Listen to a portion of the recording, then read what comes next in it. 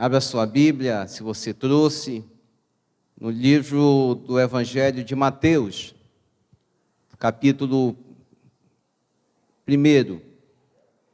Mateus, no capítulo 1 de Mateus, a partir do verso 18, nós vamos estar meditando um pouquinho sobre esse Jesus entre nós. Mateus, verso 18, diz assim: o nascimento de Jesus Cristo foi assim. Maria, a sua mãe, estava comprometida para casar com José. Mas antes de se conhecerem, se unirem, ela se achou grávida pelo Espírito Santo. José, com quem Maria estava para casar, sendo um homem justo e não querendo envergonhá-la em público, resolveu deixá-la sem que ninguém soubesse. Enquanto ele refletia sobre isso, eis que lhe apareceu em sonho um anjo do Senhor, dizendo: José, filho de Davi, não tenha medo de receber Maria como esposa, porque o que nela foi gerado é do Espírito Santo. Ela dará à luz um filho, e você porá nele o nome de Jesus, porque ele salvará o seu povo dos pecados deles. Ora, tudo isto aconteceu para se cumprir o que foi dito pelo Senhor por meio do profeta. Eis que a virgem conceberá e dará à luz um filho, e ele será chamado pelo nome de Emanuel, que significa Deus conosco, Deus entre nós, Deus presente. Aleluia. Há um outro texto também, lá no Evangelho de João, no capítulo 15, no verso 15, diz assim: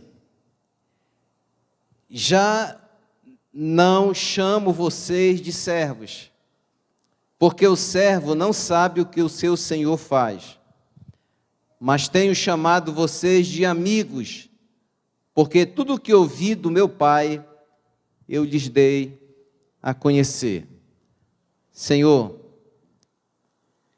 revela-nos a Tua palavra, dai-nos, Senhor, conhecimento, para que possamos sair daqui, Senhor, mais maduros, mais conscientes, mais convictos da decisão que tomamos quando recebemos a Ti como nosso Salvador. Aqueles que ainda não Te conhecem, aqueles que ainda não Te receberam, que nessa noite a Tua palavra fale profundamente a cada coração e todos possam chegar ao pleno conhecimento da verdade. Assim oramos e assim Te agradecemos em nome de Jesus. Amém e amém. Qual o significado do Natal? O que nós ganhamos com o nascimento de Jesus? Qual a importância? O que isso nos trouxe de benefícios? Porque todo ano se faz festa, todo ano se celebra, não é mesmo? Todo ano se anuncia o Natal, o nascimento de Jesus, mas por que o mundo não muda? Por que as pessoas estão mais egoístas, estão mais desesperançosas na vida? Por que aumenta o suicídio? Por que há um alto consumo de remédios antidepressivos? Por que tudo isso? Por que são muitas perguntas que a gente faz e que às vezes a gente macula, né? Maquina com o Natal, o ano que finda, e a gente vai adiando, e a gente vai maquiando os problemas que nós vivemos. Na verdade, a gente se deixa enganar pelo Natal capitalista, consumista, enganador. Mas o que a Bíblia ela fala sobre esse nascimento de Jesus, sobre essa vinda do Messias? O que representa para o homem, o que representa para a humanidade? Queridos, quando Jesus nasceu, ele se defrontou com 3 classes de pessoas que ainda permanecem no decorrer da continuidade da humanidade. 3 classes de pessoas Jesus enfrentou, se manifestaram quando Jesus nasceu. As primeiras pessoas foram aquelas que perseguem Jesus. As que perseguem Jesus.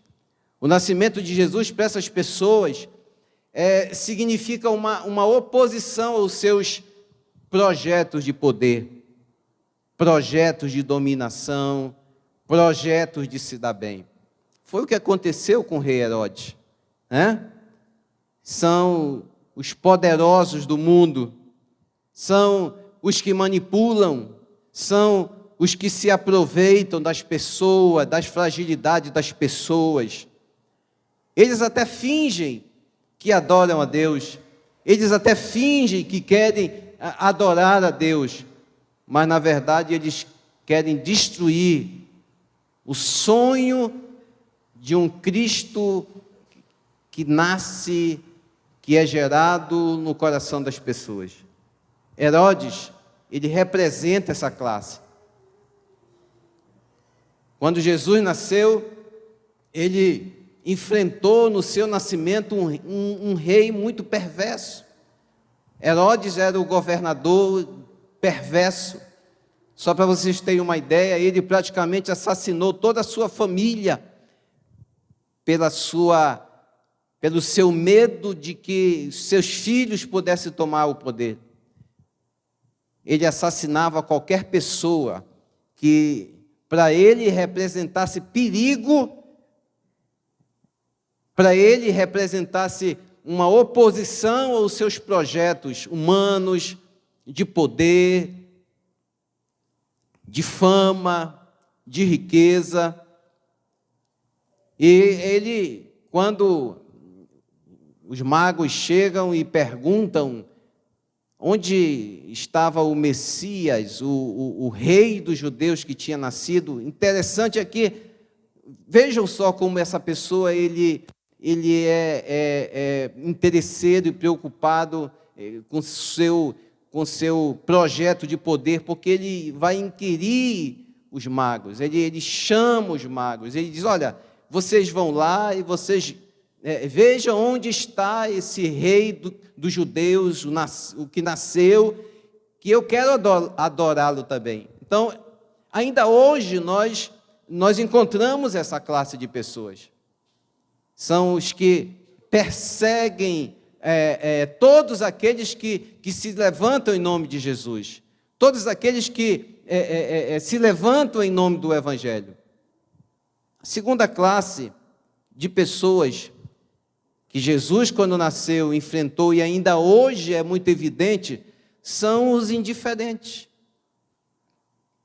Vejam que, quando Jesus nasceu, os religiosos da época, os sacerdotes, os escribas, os religiosos, todos eles tinham a palavra.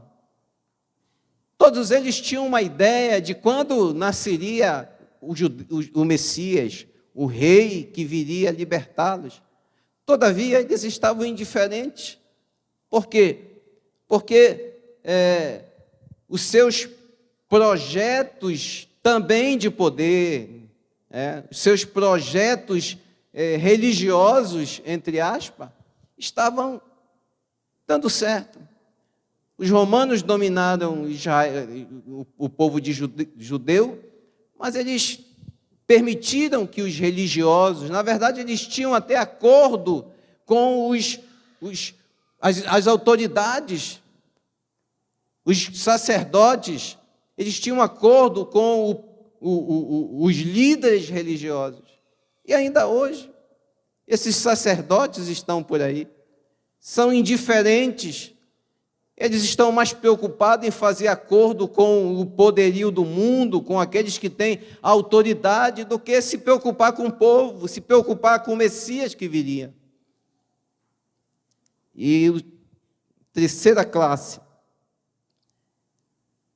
de pessoas são justamente aqueles que, como nós, nessa noite, estão aqui alegres e felizes, jubilando, louvando, engrandecendo o nome do nosso Deus. Os pastores do campo, aqueles homens simples, desprezados na sua época, as prostitutas, os párias da sociedade, né? Os desesperançosos da vida, aqueles que acreditam em uma nova vida, em um novo céu, um céu eterno com ruas de ouro e de cristais, e que não tenham preciosas suas próprias vidas. São esses que se alegram, ainda hoje, com a vinda de Jesus. Eu fico olhando, eu fico observando, que não mudou. Ainda essas três classes, ainda nós vamos encontrar. Hoje, os que resistem a Cristo, os que perseguem aqueles que verdadeiramente tomam a decisão de permitir que Jesus nasça em seus corações. Aos indiferentes, aos que são insensíveis a qualquer coisa, eles estão preocupados com suas carreiras profissionais, estão preocupados com suas famílias, e é bom se preocupar com as famílias, mas nós também não podemos esquecer de servir ao Senhor, de engrandecer ao Senhor. Sabe, Jesus, ele veio a esse mundo, ele não veio trazer uma religião, Jesus veio a esse mundo trazer uma libertação. Ainda hoje esse é o desejo de Deus. Eu vejo as pessoas oprimidas. Hoje, como existem pessoas que estão vivendo uma vida difícil, complicada. Por quê? Porque ainda não permitiram que Jesus nascesse em seus corações para trazer libertação. E quando Jesus veio e reuniu os seus discípulos, ele começou a ensinar a esses discípulos como seria o reino que estava chegando. Porque os judeus, o que eles aguardavam? Eles aguardavam um Messias guerreiro, eles aguardavam um Messias que fosse libertá-los do poder de Roma, que fossem fazer com que eles se tornassem livres. Todavia, Jesus nasceu, Jesus viveu, e Jesus trouxe não um poderio bélico. Jesus não veio libertar o homem da opressão no sentido de domínio de reinos. Não. Jesus veio trazer uma nova vida, uma nova mentalidade. Olha o que Jesus diz lá em Mateus, no capítulo 20, no verso 25. Ele diz assim, até o 28. Então Jesus, chamando-os, disse: olha, eu vou dizer uma coisa para vocês. Sabei que os governadores dos povos os dominam, e que os maiorais exercem autoridade sobre eles. Não é assim entre vocês. Pelo contrário, quem quiser tornar-se grande entre vocês, será aquele que vos sirva. E quem quiser ser o primeiro entre vós, será vosso servo. Tal qual o Filho do Homem, que não veio para ser servido, mas para servir e dar sua vida em resgate por muitos. Que tipo de reino é esse? É um reino que vai contra tudo aquilo que a gente pensa. O reino de Deus entre nós é um reino que vai na contramão do mundo. Por quê? Porque nós vivemos, queridos, em um mundo de dominação. Queira ou não queira, nós vivemos num mundo de dominação. É um domínio financeiro. Somos dominados, né, pelo sistema financeiro opressor. É um domínio, muitas vezes, conjugal, onde não há uma harmonia entre os lares, onde há uma influência do mundo, da carne, para que não haja harmonia entre os cônjuges. E o reino dos céus, ele vem contra tudo isso. Ele vem para trazer a harmonia, ele vem para trazer a paz, ele vem para proceder a mudança necessária para que um homem viva verdadeiramente em paz. O pecado, ele escraviza o homem de diversas maneiras. E Jesus, ele nasceu para mudar esse quadro. Quando Maria vai visitar a sua prima Isabel, e lá ela canta um cântico. Eu achei interessante falar um texto desse cântico, porque diz um pouco do que seria o reino de Deus entre nós. Diz um pouco da maneira como nós deveríamos viver esse reino. Ela diz o seguinte, lá em Lucas, no capítulo 1, no verso 51 e 52, ela diz assim: agiu com seu braço valorosamente, dispersou os que no coração alimentavam pensamentos soberbos. Olha aí, é o reino de Deus, é Jesus chegando, é Jesus se manifestando. Ele agiu contra esse braço valorosamente. Ele dispersou os que no coração alimentavam pensamentos soberbos. E ele derrubou do seu trono os poderosos e exaltou os humildes. Louvado seja o nome do Senhor. Esse tipo de reinado, esse tipo de Deus, não é bem aceito. Não é bem aceito. Porque a nossa mentalidade humana é de poder terreno. A nossa mentalidade terrestre, é de se dar bem na terra. Todavia, o reino de Deus, o reino que Jesus veio trazer, é um reino onde nós precisamos negar a vida terrena para poder viver a vida eterna, a vida espiritual. Enquanto a nossa mente estiver cheio de que Jesus veio, nasceu também nos nossos corações, e Ele vai fazer com que conquistemos esse mundo, fazer com que nos subjuguemos sobre as pessoas.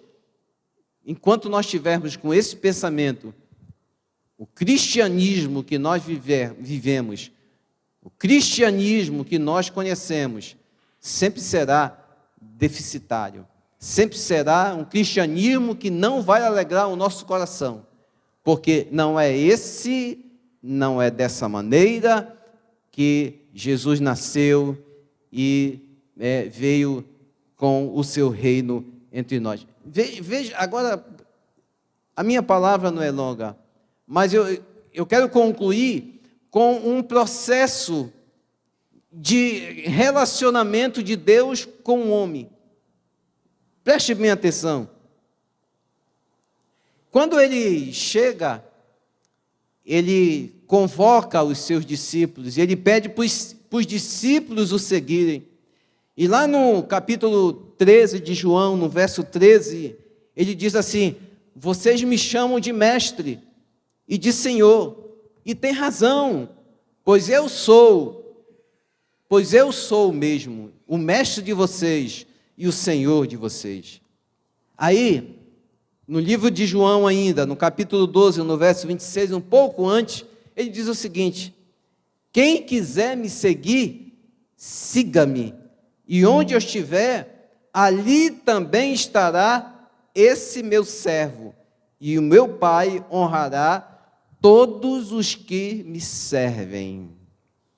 Veja que, no primeiro momento, o relacionamento de Deus com os homens, de Deus com os discípulos, é um relacionamento de Senhor e servos, de mestre e discípulos. Mas não era isso que Jesus queria. Não é isso que o reino de Deus quer fazer na terra. Quer que os homens conheçam. Não é esse. Vamos adiantar um pouquinho mais? Aí, no livro de João, no capítulo 15, no verso 15, o texto que nós lemos, diz o seguinte: já não vos chamo servos, porque o servo não sabe o que faz o seu senhor, mas tenho-vos chamado amigos, porque tudo quanto ouvi do meu Pai, vos tenho dado a conhecer. Olha o estreitamento, olha o aperfeiçoamento desse reino. Reino chega e as pessoas se consideram servos, se consideram apenas servos desse reino. Jesus pega esses servos e ele transforma em seus amigos. Ele vai criando intimidade com aqueles que permitem que ele nasça em seus corações. Primeiro, as pessoas o têm como seu Senhor, mas a partir do momento que eu me relaciono com Deus, a partir do momento em que eu começo a conhecê-lo melhor, a partir do momento em que eu vou percebendo a importância da presença dEle, do reino dEle na minha vida, e vou esquecendo-me das coisas que para trás ficam, e vou me esquecendo dos prazeres deste mundo, e vou me esquecendo do que o mundo pode me ofertar, e vou me tornando mais amigo de Cristo. Eu estreito esse relacionamento. Agora, o que é preciso para isso? O que é necessário para que eu me torne amigo de Deus, amigo de Jesus, amigo de Cristo? Ele fala, ele responde na sua palavra. Duas coisas é necessário. Primeiro, fé. Segundo, obediência. São duas coisas que o mundo não quer. São duas coisas que o mundo não tem prazer em ter. Por quê? Olha o que ele diz lá em Tiago 2:23. E cumpriu-se a escritura que diz: Abraão creu em Deus, e isso lhe foi atribuído para a justiça, e ele foi chamado amigo de Deus. Você é amigo de Deus?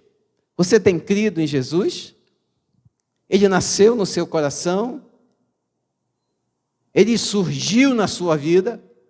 Você crê nele? Hoje pela manhã nós fizemos um batismo muito abençoado do Lucas e da Lívia. E quando a gente vai batizar alguém, a gente faz uma pergunta. A gente diz assim: você crê que Jesus é o Filho de Deus? Você crê que ele morreu por você? E você crê que ele vai voltar? Aí a pessoa diz assim: sim, eu creio. Essa pessoa, ao fazer isso, ao fazer essa confissão, ao fazer essa confissão de fé, ela se torna amigo de Deus. Amigo de Deus. Não é mais servo. Porque o servo não sabe o que o Senhor faz, mas o amigo sabe. O amigo tem intimidade. E Jesus diz assim: vocês são meus amigos porque tudo que o meu Pai me dá a conhecer, eu revelo a vocês. Sabe, irmãos, quem é amigo de Deus não anda preocupado nessa vida, porque sabe exatamente tudo que vai acontecer.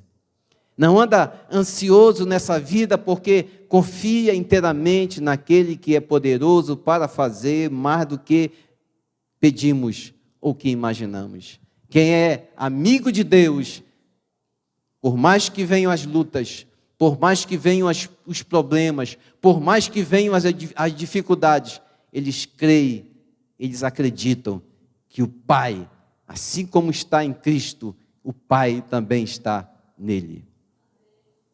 Segunda condição para se tornar amigo de Deus é a obediência. E o mundo também, ele não faz isso. As pessoas mundanas, as pessoas carnais, elas não fazem isso. Jesus está nascendo. Todo Natal é relembrando o nascimento.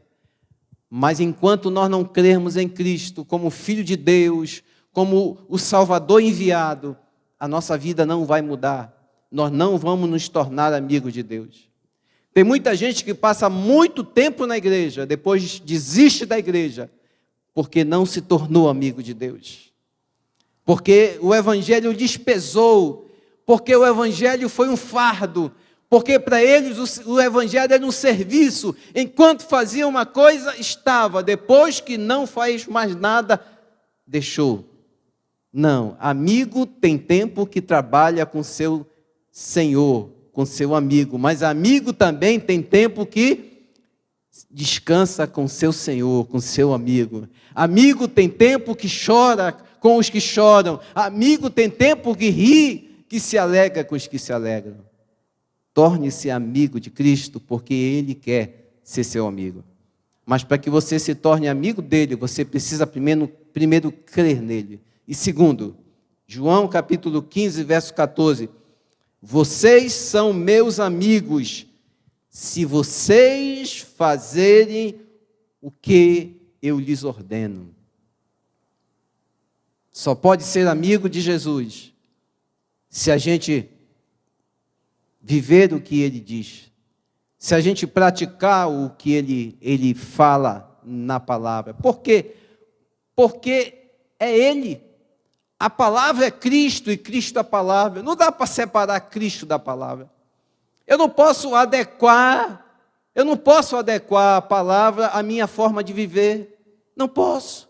Porque a palavra é Cristo e Cristo é a palavra. Eu não posso ser amigo de Jesus e ser contrário à palavra de Deus. Não posso. Eu tenho para ser amigo de Jesus, eu tenho de andar conforme aquilo que ele fala, aquilo que ele ordena, aquilo que ele diz. E a Bíblia diz que fazer isso não é doloroso, não é difícil. Não é. É fácil. É simples. Por quê? Porque eu já criei. Porque Jesus já surgiu na minha vida, Jesus já nasceu no meu coração, Jesus já mudou a minha vida. Ele me fez servo, depois amigo. E para completar, olha o que Jesus nos transforma. A vinda de Jesus, o nascimento de Jesus, a mudança que ele procede na nossa vida. João capítulo 20, verso 17. Disse-lhe Jesus: não me retenhas, porque ainda não subi ao meu Pai, mas vai a meus irmãos e dize-lhes: subo para o meu Pai, vosso Pai, para meu Deus e vosso Deus. Aleluia. Não é mais servo, não é mais amigo, é irmão de Jesus. Ele mesmo diz: olha, subo para o meu Pai e para o vosso Pai. Subo para o meu Deus e para o vosso Deus. Louvado seja o nome do Senhor. Deus processa na nossa vida uma transformação. Ele nos tira de homens naturais para servos, depois nos leva para ser seus amigos e depois nos leva a ser seus filhos. Olha o que diz ainda a palavra do Senhor: porque não recebestes o espírito de escravidão, para viverdes outra vez atemorizado, mas recebestes o espírito de adoção, baseado no qual clamamos: Abba, Pai. Abba, Pai. Aleluia. Abba, Pai. Glória a Deus. O próprio Espírito testifica com o nosso espírito que somos filhos. Somos filhos de Deus. Filhos de Deus. Não mais servos, não mais amigos, mas filhos. Louvado seja o nome do Senhor. Ainda Romanos 8, 15 a 17 diz: ora, se somos filhos, olha o que ele nos leva. Somos também herdeiros, herdeiros de Deus e co-herdeiros com Cristo.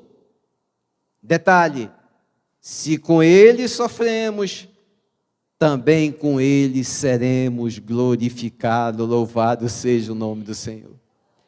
Deixa eu perguntar uma coisa para vocês. Nesse mundo Cristo sofreu? Sim ou não?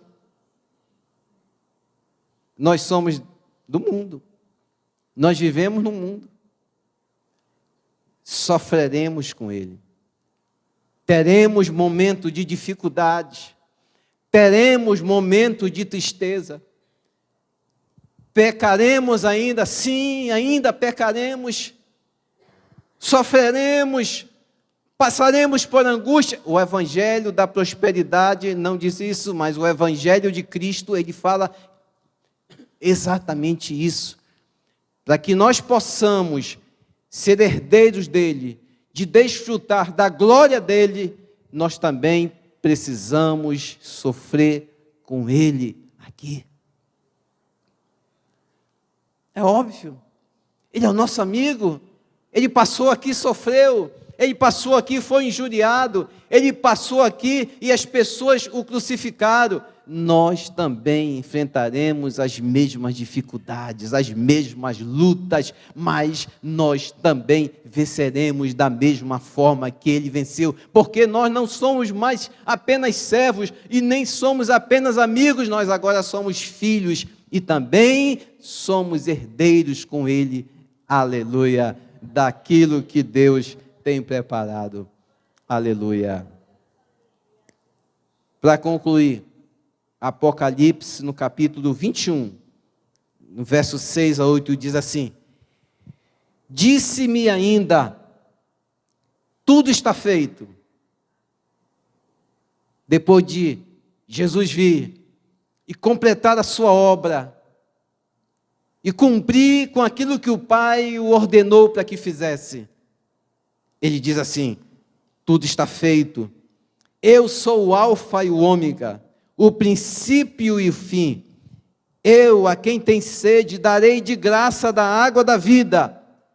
E por fim, ele vai dizer para você, você que um dia permitiu que Jesus nascesse na sua vida, você que um dia permitiu que ele promovesse a mudança, a transformação, e essa transformação e essa mudança, às vezes é muito repentina, mas às vezes ela é demorada, mas essa mudança vai acontecendo dia após dia. Servo, amigo, filho, herdeiro com ele, aleluia, na sua glória. Ele diz, você que passou por esse processo, você que o Natal não representa apenas mais um nascimento, não. Você, ele diz, o vencedor herdará todas essas coisas, e eu serei o Deus dele, e ele será o quê? O meu filho. Aleluia. Você é filho de Deus. Você é herdeiro de Deus.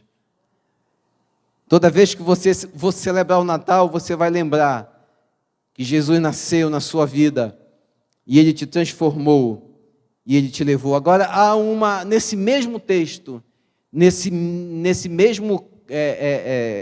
na continuidade desse texto, há um alerta.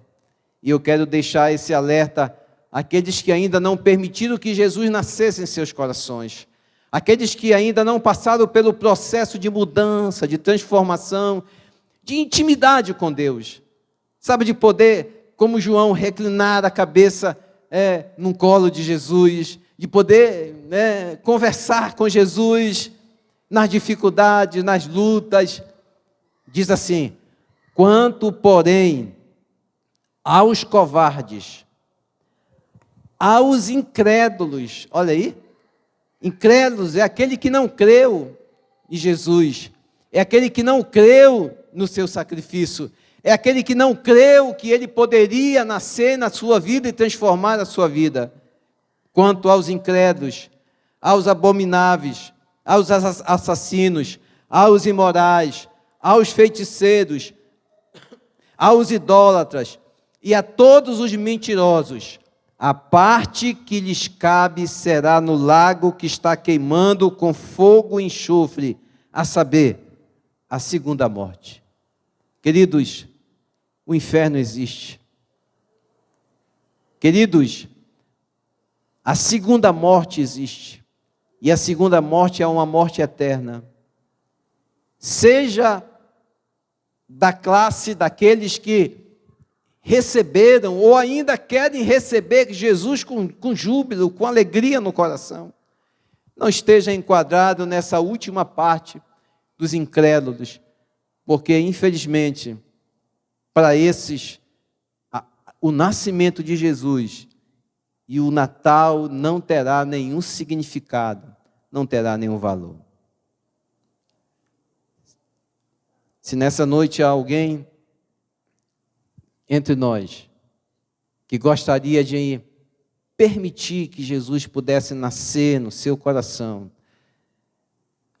entregar a sua vida a Jesus, para que Ele te torne um servo, além de um servo, um amigo, além de amigo, um irmão, além de irmão, um herdeiro de tudo aquilo que Ele conquistou na cruz, de tudo aquilo que o Pai o colocou.